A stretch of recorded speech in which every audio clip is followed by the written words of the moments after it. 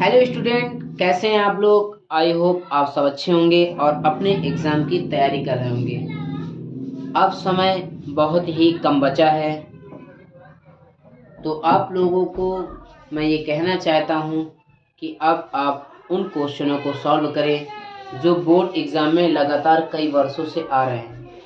तो आपकी इस वीडियो में आप सभी का स्वागत है, क्योंकि इस वीडियो में हम क्लास 10th मैथ के टॉप 5 क्वेश्चन सॉल्व करने वाले हैं, जो कि बोर्ड एग्ज़ाम में लगातार कई वर्षों से पूछे जा रहे हैं। हो सकता है इन्हीं क्वेश्चनों में आपको कोई क्वेश्चन बोर्ड एग्ज़ाम पेपर में मिल जाए, तो आपको चाहिए कि आप पेन और कॉपी लेके बैठ जाएं और मेरे साथ सॉल्व करें। अगर आपको आता है ये क्वेश्चन तो आप कमेंट सेक्शन में ज़रूर बताएं, और अगर नहीं आता तो आप मेरे साथ सॉल्व करें। और ये वीडियो अपने फ्रेंड को, अपने दोस्तों को ज़रूर शेयर करें, ताकि उनको भी ये पता हो जाए कि उनको ये क्वेश्चन आता था कि नहीं। ठीक है प्यारे बच्चों, तो वीडियो स्टार्ट करते हैं।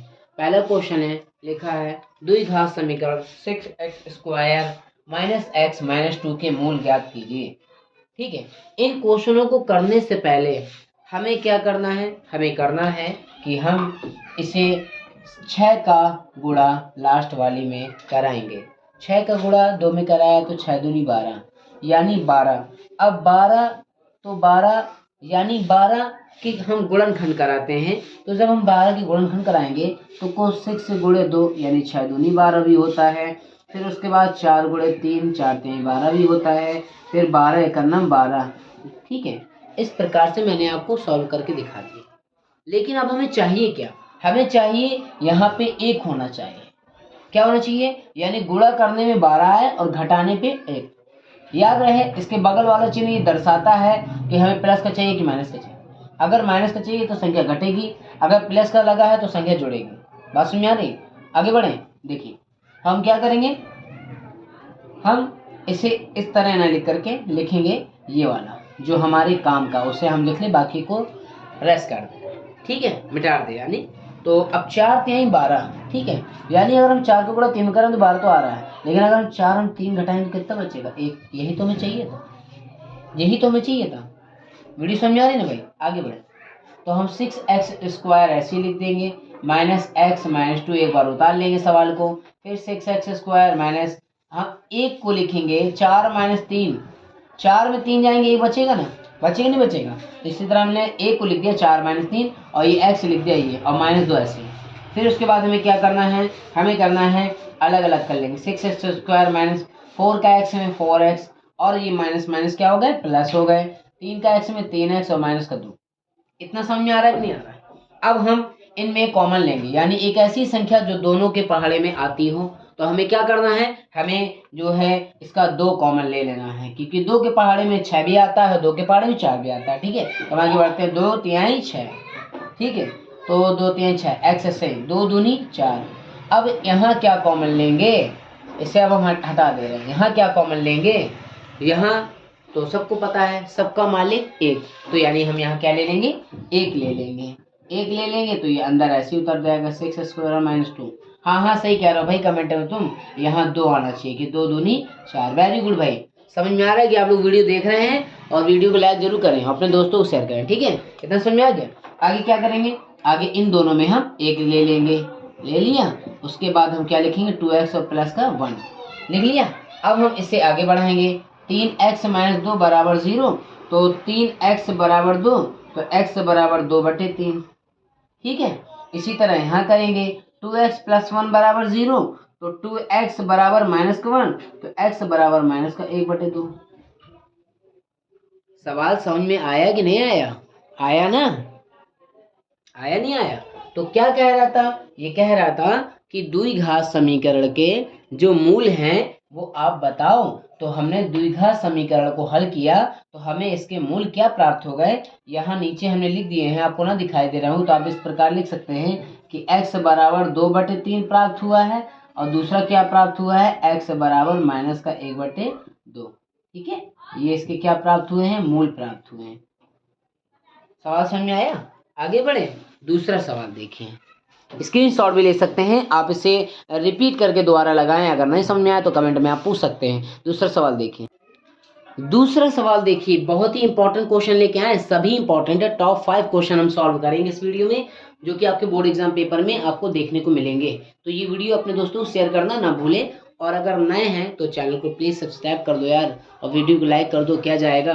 ठीक है, आपके लिए मेहनत कर रहे हैं तो आपको भी हक बनता है कि आप हमें सपोर्ट करें। तो देखिए सवाल है, टेन थीटा बराबर 1, अगर टेन थीटा बराबर 1 है तो सिद्ध कीजिए, क्या सिद्ध करना है, टू साइन इंटू कॉस से बराबर 1। ठीक है, ये आपको सिद्ध करना है। तो आप हमें पहले ये बताइए कि आपको त्रिकोणमिति के सवाल सूत्र आते हैं कि नहीं आते हैं, और अगर नहीं आते तो आप प्ले लिस्ट में जाके सूत्रों को अच्छे से देख सकते हैं और अपनी और सूत्रों को याद भी कर सकते हैं। ठीक है, तो आइए हम चलते हैं अपने सवाल की तरफ। तो आपको सबसे पहले मैं बता दूं कि आपको ये उतारना है, टेन थीटा बराबर 1 उतारना है। बहुत ही इजी तरीके से समझाने वाला हूँ बच्चों, बस आप लोग वीडियो लाइक करना ना भूले, बहुत ही इजी तरीके से मैं समझा दूंगा। और इन्हीं क्वेश्चन में आपके 100% बोर्ड एग्जाम में यही क्वेश्चन रखने मिलेंगे। तो हमें क्या करना है, टेन थीटा बराबर 1 उतारना। उतारने के बाद आपको पता है कि टेन थीटा का फार्मूला भी होता है, क्या होता है टेन थीटा, अगर नहीं आता तो याद रहे, ये लाल बटे कक्का तो आपको याद रहेगा ना, लाल बटे कक्का। ठीक है, साइन कॉस टेन, टेन यानी लंब बटे आधार, तो अब इसमें क्या लिख देंगे, टेन थीटा बराबर लंब बटे आधार तो लिखेंगे 1/1। ठीक है, अब इस तरह से अब एक चित्र बना दो, चित्र बनाने के बाद लंब कहाँ है, आधार कहाँ है, और ABC और एक नाम दे दो, दे दिया, ऐसे दे दो या ABC ऐसे दे दो, किस तरीके से लिखते हैं लिख दिया, आ गया। अब इसके बाद एक रूल फॉलो होता है जिसका नाम पाइथागोरस प्रमेय है। क्या है, पाइथागोरस प्रमेय, ये हम पाइथागोरस प्रमेय यूज करेंगे। ठीक है, पाइथागोरस प्रमेय क्या होती है, तो ये नोट कर लीजिए और याद कर लीजिए कि कर्ण का स्क्वायर इक्वल टू लंब का स्क्वायर और प्लस का आधार का स्क्वायर, ये होती है पाइथागोरस प्रमेय। ठीक है, अब हम पाइथागोरस प्रमेय सब में फॉलो करने के बाद 1+1 यानी लंब भी एक और आधार भी एक, इक्वल टू कितना होगा 2, यहाँ स्क्वायर लगा इसलिए कर्ण कितना आ गया, कर्ण आ गया हमारा √2। अब हम कर्णों को भी क्या कहते हैं, कर्णों को कहते हैं क्या है, पता है नहीं पता, अगर नहीं पता तो कमेंट सेक्शन में ज़रूर बताएं, और सॉरी अगर पता हो तो कमेंट सेक्शन में ज़रूर बताएं, और नहीं पता तो हमसे पूछ लें। देखिए तो कर्ण यानी लंब आधार कर्ण को के भी कहते हैं, यानी के का मान कितना आ गया, √2 आ गया, आ गया नहीं आ गया, तो अब यहाँ लिख सकते हैं √2 आ गया। अब जब √2 आ गया तो अब सिद्ध करने के लिए क्या कहा था, उसे हमें ध्यान से देखना है, कह रहा है to sine into cos A का मान ज्ञात करना है। ठीक है, to sine into cos A का मान ज्ञात करना है। अब हम इसे रेस्ट कर दे रहे हैं, हटा दे रहे हैं, इतना तो आपको समझ में आ गया होगा ना। आगे देखिए, आगे क्या करना है, इसका मान ज्ञात करना है। तो हम 2 गुणे साइन का फार्मूला आपको पता है, लाल बटे कक्का, फिर से हमें लिखना पड़ेगा क्योंकि आपको याद नहीं होगा, और अगर याद नहीं है तो आप प्लेलिस्ट में जाके वीडियो देखें और सूत्रों को अच्छे से याद करें। लाल बटे कक्का यानी साइन, लंब बटे कर्ण, कॉस, आधार बटे कर्ण। अब इसकी वैल्यू देखो, 2 गुणे इसकी वैल्यू कितनी है, 1, इसकी √2, इसकी 1, इसकी √2 इक्वल टू 1। ठीक है, तो आगे बढ़ेंगे, 2 गुणे, अभी हमने बताया था √2 कितने होते हैं, 2 होते हैं, फिर बराबर 1, ये 2 से 2 कट जाएंगे, 1 बराबर 1। ठीक है, और यही हमें सिद्ध करना था कि टू साइन इंटू कॉस से बराबर 1। सवाल समझ में आया, अगर आया है तो वीडियो को लाइक करें और दोस्तों को वीडियो शेयर करें। अगला सवाल देखिए, अगला सवाल देखिए, ये सवाल कौन सा है आपको पता होना चाहिए, सवाल तीसरा है। कौन सा है, तीसरा। तो क्या कह रहा है, एक द्विघात बहुपद ज्ञात कीजिए जिसके शून्य का योग तथा गुणनफल -3 तथा 2 है। ठीक है, इस सवाल को कैसे करना है, गौर से देखिए। सबसे पहले हम लिखेंगे दिया है, अब दिया है, क्या दिया है उसे भी लिख लीजिए। सबसे पहले दिया है शून्य को योग, तो हमें इधर पे अच्छे तरीके से बेहतरीन राइटिंग से लिख लेना है शून्य का योग। ठीक है, शून्य का योग, शून्य लिख दिए, शून्य को लिख दिए। ठीक है, क्या है, 3 है। ठीक है, आगे बढ़ते हैं, शून्य को गुणनफल कितना है, 2 है। ठीक है, अब आपको द्विघात बहुपद का सूत्र याद करना बहुत जरूरी है। द्विघात बहुपद का सूत्र क्या होता है, लिख लीजिए और इसे याद भी कर लीजिए, स्क्रीनशॉट मान लीजिएगा। क्या होता है, x square minus alpha plus beta x plus alpha into beta. और एक बात मैं आपको क्लियर कर दूं कि आप इस तरीके से भी लिख सकते हैं और 3 और 2 को आप इस तरीके से भी लिख सकते हैं, अल्फ़ा प्लस बीटा बराबर 3, अल्फ़ा इंटू बीटा बराबर 2। ठीक है। और एक बात आप कंफर्म कर लीजिए कि ये माइनस का है, यहाँ भी माइनस रहेगा। ठीक है, माइनस और प्लस का विशेष ध्यान आपको सवाल लगाते समय रखना है। अब हम अपने सवाल को आगे बढ़ाते हैं, तो आगे बढ़ाते हैं तो एक्स स्क्वायर हो गया, अल्फ़ा प्लस बीटा की वैल्यू -3 है तो लिख दी, कोष्टक बंद कर दिया, एक्स लिख दिया प्लस एक्स थोड़ा सा अच्छे से बना दें। ठीक है, बना दिया। अल्फ़ा इंटू बीटा की वैल्यू 2 है तो 2 लिख दिया। ठीक है, आ रहा ना समझ में। अब देखिए ये माइनस और ये माइनस क्या हो जाएंगे, प्लस हो जाएंगे। क्या हो जाएंगे, प्लस हो जाएंगे। तो हो जाएगा एक्स स्क्वायर -3x और प्लस का 2। ठीक है, अब ये माइनस माइनस प्लस हो गया तो प्लस हो गया। आया समझ में, क्या आया, एक्स स्क्वायर +3x और प्लस का 2। अगर नहीं आ रहा तो यहाँ भी लिख सकते हैं, यहाँ दिखाई दे रहा होगा एक्स स्क्वायर +3x + 2 और बराबर 0, कोई ज़रूरत नहीं लिखने की। यही क्या है, यही है हमारे द्विघात बहुपद जो उसने ज्ञात करने के लिए कहा था, वो हमने ज्ञात कर दिया है। समझ में आ रहा ना। अगला सवाल देखें, ये सवाल देखिए, चौथा सवाल लिखा है sin 60 cos 30 sin 30 cos 60। इस सवाल को लगाने से पहले आपको एक त्रिकोणमिति की सारणी होती है जो बुक में बनी होगी।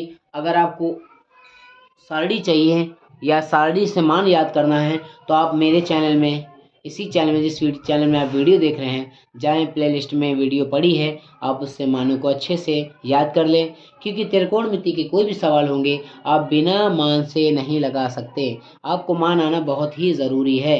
तो आपको चाहिए कि आप पहले मान याद करें, फिर इस सवाल को लगाएं। इस सवाल को तो मैं आपको लगा दे रहा हूँ, लेकिन इससे जुड़ा सवाल जो मैं आपको देने वाला हूँ, उस सवाल को आपको स्वयं लगाना है और लगाने से पहले आपको सूत्र आना चाहिए। इसलिए आप पहले सूत्र याद करें, फिर अच्छे से सवाल लगाएं। और ये वीडियो ध्यान से देखें कि इस वीडियो में बहुत सरल तरीके से आपको सवाल लगाने का तरीका बताने वाला हूँ। तो आपको याद तो करना ही पड़ेगा, लेकिन इस वीडियो से थोड़ी सी आपको हिंट मिल जाएगी और उम्मीद है कि यही आपके सवाल बोर्ड एग्जाम में आएंगे। ठीक है, तो आप तैयारी करते रहें और वीडियो को शेयर करते रहें और बार बार जाके भी इस सवाल को आप रिपीट करके लगाएंगे तो आपको सवाल आने लगेंगे। sin 60 यानी आपको sin 60 का मान पता होना चाहिए। इसका मान होता है √3/2, cos 30 का मान होता है √3/2। ठीक है, उसके बाद sin 30 का मान होता है 1/2, इसका मान भी 1/2 होता है। हमने सबके मान रख दिए, आगे हम बढ़ते हैं। देखिए 2 दूनी 4 हो जाता है, √3 3 हो जाता है, फिर गुणा लगा है लगा दिया, 1 का गुणा 1 में वो 1 हो गया, इधर 2 दूनी 4 हो गया। अब कहेंगे यहाँ प्लस लगा था तो सॉरी ये प्लस लग गया, यहाँ भी प्लस लगा था लगा दिया, हट जाओ भैया ये लग गया पे। ठीक है, अब उसके बाद हमें क्या करना है, हमें करना है 4 ऐसे उतार देना है। 4 का पहाड़ा 4 में 4 1 9 4, 1 आया, 3 का गुणा 4 में हुआ, 3 का गुणा 1 में हुआ तो 3 आ गया, 4 1 9 4, 1 आया, 1 का गुणा 1 में 1 आया, 4 और 4 खत्म हो गए तो कितना आया, 1 आया। यही इस सवाल का उत्तर है। उम्मीद है कि आपको सवाल समझ में आए होंगे। आपको दिखाई तो नहीं दे रहा होगा तो हम इसे इधर से हटा के यहाँ लगा के दिखा दे रहे हैं।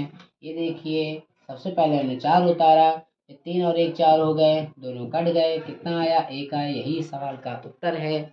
अब तो दिखाई दिया होगा। ठीक है, 5वां सवाल देखिए, बहुत ही इम्पोर्टेंट है अगला सवाल भी।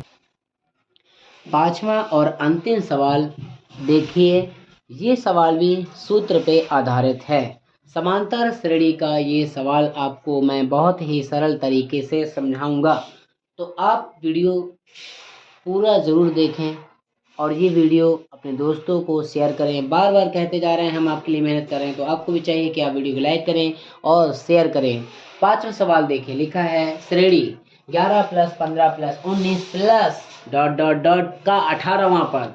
याद रहे मेरे प्यारे रसगुल्लो, जो आपका 11 है इसे हम कहते हैं प्रथम पद।